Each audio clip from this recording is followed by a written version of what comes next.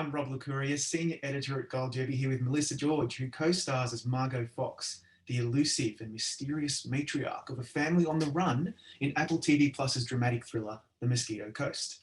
First of all, Melissa, I am still trying to work out who Margot Fox is, and I think most of the audience is in the same boat. There's a lot going on that we're not aware of, so talk us through who you think, or who you know, Margot Fox actually is. My goal was we did 7 episodes for season 1, and each episode to show a little bit more of who this woman is, either by actions or words. Clearly, there's a lot of things that she does physically that give the audience an idea of who this woman could possibly be. And also just to see the kids' reaction of what Mum does in episode 4, for example. For me, I know exactly who she is. We do a lot of, we studied this right before we started first day of filming. I know that at the beginning she's in hiding for 9 years. She's had 6 identities, which she says in the first episode. Yeah. She's on the run. Her husband's on the run. Why are they on the run? I can't really quite tell you that. But I love the fact that she starts out as like an ex-professor that's now working in a little library. You don't know what year it is. You don't know whether it's vintage, the show, or whether it's from today. I love that because there's no technology. So in order for us to give clues about who she is, it has to be done by her actions and what she says to her kids and her husband and the situations she gets put in. So it's a great look. I've had a tremendous time filming it. So hopefully the audience loves it too. Yeah, I could tell that you did actually. It's a really interesting show because we all assume, we make assumptions that it's Allie's story, and Allie's the one on the run, and Margot and the 2 kids are there just to kind of go along for the ride, but it is absolutely not the case when we start to get to know her. And you mentioned episode 4, let's get straight into it, because that, I think that was called Bus Stop, and you're referring, and now thankfully it's streamed, so everyone's seen it. If you haven't, go ahead, go and watch it and come back. I've made assumptions about Margot. We get to this dinner party situation at the Hacienda, and Aunt Lucretia, a really kind of nefarious drug kingpin type woman, very impressive, by the way. And your character all of a sudden snaps into something that I just didn't see it coming. Can you talk us through shooting that scene and what you were going for? Sure. Well, Natalia, the director, and the 2 of us, we spent a good week reading the scene over and over and over. And it dawned on me that the less I do and the more that I think, the camera will hopefully photograph those thoughts. Don't be too loud with the face. We had to really work in bringing it so inside her, from just simple looks to the clock, to her husband, to the kids, to her, constantly plotting about what's going to come next.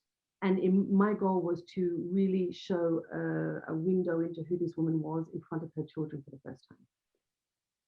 I know as an actress, when I get a role that requires me to be quite tough, menacing, all those things that my face doesn't really look like, I thrive. I think it's just so much fun to play because it's not how I am in my own life. So I really, really worked hard in just keeping it very intimate, very small, very calculated, and everything that came out of her mouth was slightly sarcastic, a little bit menacing, and ultimately she's just cool. She knows exactly what she's going to do, and that gives everyone an idea of who this woman is and where she can possibly take this family, which was a lot of fun.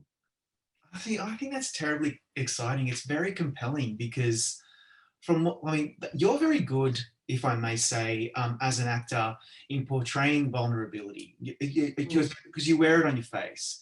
But when your characters are also badasses, which Margot, I assume, is, from what we could see. Yeah, see how she blows out the tires? Yeah, so that is a very confronting kind of shift for us when we're watching you as her.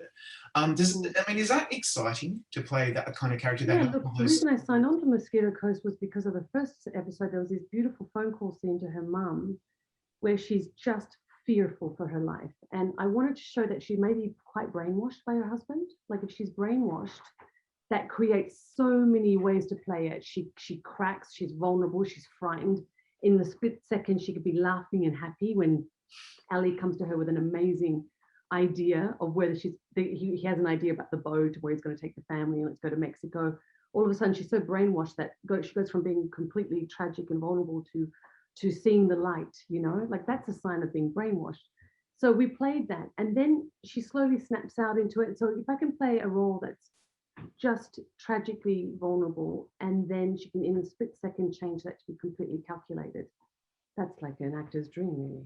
Yeah, that's gold. And they call that a job. That's my job. Yeah, Like, can you imagine that I get to go to work and I that's know, my job? right? You're very Like, lucky indeed. but it Yeah, doesn't always work, huh? no, true, You know, true. like we're I'm sure talking about something that works. There's so many days where things I'm just sure don't you've work. had, yeah, I'm sure you've had those roles where you're just like, okay, that could have been better. But you know, that happens. We all have that, right? So Yes, you yes, take of what course. you But can you know, get. like I think about the slap, you know, going in Yeah, Australia with the slap, like if you could just be strong but vulnerable, like hey, it's golden, you know, you just feel like geez, it's that was the a good golden show. lifetime. I loved You that show, know, and you won little a Logie moments. for that. Actually, I recall you won that Logie. But very well deserved Logie. Yeah, Um, yeah. you know what though? A lot of people want to talk about your reuniting with Justin Theroux. Obviously, you worked together a long time ago on Mulholland Drive. Yes. But I'm really interested more in how he is, he's one of the stars of the show, and he also has Yeah. that personal connection with Paul, his uncle, who wrote the novel. Mm. So, You believe what are that? his strengths on set as he has that personal connection with the material? You know, we didn't really talk about it too much because I think it wasn't like his uncle wrote the book and then his uncle said 40 years later after the Harrison Ford movie, I'm going to have a nephew, and when he's old enough, he's going to play the part on television. You know, that's just the magic of life. So really, I think Paul's as in shock as Justin is that it all kind of became this family thing. And we, you know, for the role of Allie, there was a casting process. He didn't just get the part. He had to really work and be Allie Fox to get that role. So, you know, we didn't really discuss it that too much. And I think it dawned on me when I got given a book, the original copy of Mosquito Coast from Paul, that I looked at the last name and I went, oh yes, I can see that. Your family. Like, I don't pay attention to any of that. Me, I'm very simple. It's like the script, the words, the character. Then you get into the details of where it's shooting. But on set, it was none of that. It was just like, wow, you're looking really good after 2 decades of not working together. Like 2 decades. You know, we go 20 years ago. Like we constantly look at each other, oh, you're really holding up. Yeah, You know, aged that's the well. conversation we have on set, you know, and about the part and everything, but not so much about the family affair or Hmm, very interesting. it's just the magic of life, really. It certainly is, and the fact that you're back together again is pretty cool for us David Lynch fans. So Yeah. I I asked Neil Cross this the other day, the creator of the show, one of the creators of the show, and he said that one of his goals was to really flesh out the Margot character. Who is she? Why is she married to Allie? Why is Allie married to her? And what part does she play in this? And he said it was very important to have you play her for various reasons. And I just wonder if you could take us back to when the role first came up as a possibility. What were your thoughts? Yeah. Were you excited I about that? mean, it came into my inbox from my agency before the agent I have now. And I read it, I loved it, but I was in such a bad place in my life personally that I couldn't, not a bad place, just an insecure place that Yeah, if I was going to play the game of doing a casting and I wasn't going to win the part, I wasn't going to play. It was too much for me. You know what I mean? yeah, Sometimes when your pockets are full of money and life is great, you don't care about doing a casting because if you lose it, who cares? You've got so many other things going on. Me, I had nothing going on. But to personally work on myself and get myself secure, that I did that casting, I couldn't handle it. I wasn't going to do it. So 4 months go by. I keep checking in to see who got the role of Margot. I got a new agent 4 months down the track, and I get a call from my new agent saying, we've only been working together for a week, but I've just received a call from casting and Justin Theroux, and he has asked for your casting, and casting said that you did the casting 4 months ago. Is that true or not? And I said, no, I did not do the casting. Well, we've been asking you for months apparently to do this casting. I said, I'm fully aware of that, but I can't do it. I said, but who got the role of Margot? And my new agent said, well, it would be you if you would just do the casting. And I said, oh boy. And she goes, we've only worked together a week, but you have half an hour to put yourself on tape. Otherwise, this is just not going to work. And I was like, oh, dang, that's when you deal with a New York agents, you know? yeah, yeah. No, And so I sat down, I put my kids to sleep. I put the camera, my iPhone, and I did the 3 scenes. One was the phone call scene to my parents. one when I'm escaping and one another scene. And I did one take each. I was mortified because I was like, everything came out after 4 months of wanting this part. And I went to sleep. And 24 hours later, my lawyer of 23 years, who hasn't had a job in many years because I haven't wanted to work, called me and said, oh my God, I've just received a call from Rupert Wyatt, the director of the first 2 episodes. And he said, she's our Margot, but please warn her this will be the hardest job of her life. And is she ready? I couldn't believe it. I was sitting in the floor in Paris on the living room with nothing, you know, Wow. not a cent. Like I was just like, oh my God. And my son said, it's time to go to work, mommy. And I was like, I said, okay, I'm going to do it. And I did 2 weeks on, 2 weeks off, 2 weeks on, 2 weeks off, like that, before the confinement and after the confinement. And I landed in Hollywood to do the table read. And I looked at Justin. He said, I've been asking for you. You've been hiding in France. Where have you been? And I said, I'm here, I'm Margot. And that was it. It was just like, sometimes when you wait too long, you don't get the role. But sometimes if you sit on it and really work on it in your mind, by the time I did one take, it all just came out. You know, I wanted to be Margot. I didn't know how to be Margot. They were making the name game, the offers, you know, like that Hollywood nonsense. Yeah. And I just couldn't deal with it. I was like, yeah, no, not for me anymore. And then That's amazing. That's a really good story. And here we are now talking about it, all said and done. And some of it looked really challenging. Like, for example, episode 2, that's the episode for people who don't remember, set kind of on the border, and and the family's dealing with these vigilantes and Chewie's there, and there's a bit of a shootout. That looked really challenging. You're in the hot desert. I mean, was it as bad as it looked? Look, you know, when you get given the job of a lifetime, you don't sort of complain. And, you know, this is acting. So at the same time, yeah, it's tough. I mean, you're displaced. Yeah, sure. But the only hard thing, I think, is that we were dropped in the desert at 3:30 in the morning, waiting for the sun to come up. And then we were just told to walk and walk and walk and walk in the heat until 5 o'clock the sun would set, and we would go home somewhere. It was an hour and a half drive to where we were sleeping. And then we got up and did it again. And all I wanted to do was just cross the border into Palm Springs and get in an SUV and drive to LAX and get the first flight home to Paris and stop at In-N-Out Burger on the way. Oh, definitely. Oh no, I was like, actually Justin and I and Logan, we did that one weekend. We were like, do we have 2 days off? We just like, can we just please just go and, I don't know, sit by a pool or something? But it was very tough, yes. But you can see it on screen. I mean, everything is real. It's all, we're hot, we're exhausted, we're eating cactus fruit, we're doing nothing. I'm very pensive. My face is different. I even noticed how stressed my face looked. It's just because I was trying to hide under a tree and make a phone call with the phone like this. Yeah. But you know, it's when it's the hardest shooting experience, it often looks the best. So we know that. If it's too easy, it wouldn't be real. So. That's true. And then on the flip side, probably one of the best scenes was the scene between Margot and Chewie dancing to Morrissey, because it was like a fleeting moment of abandon and happiness. So talk us through that one, because that was a good one. Oh, look, I was just so thrilled. And Rupert, who I just worship, our director of the first 2 episodes, he just said, I'm just going to play it and you're just going to dance. And I wanted to dance, not like I would dance, you know, like I have a different dancing style. I wanted to be a bit kind of like goofy and Margot-like, and then asking her daughter to come. And so we shot for hours and hours and hours, and often what they edit is what they edit in the end. But I love the fact that you could see just a little bit of, you know, her daughter and her, and then her just kind of like grooving in her hideous jeans and her top that she got from an op shop from, you know, like the clothing, you even see the clothing with the little baggy thing and the belt that's too small, and everything was strategically placed. So I was trying to dance to Morrissey, thinking about the memories of Allie Fox when they met, and that was a song that they played when they fell in love, and all of these sort of things you're thinking about.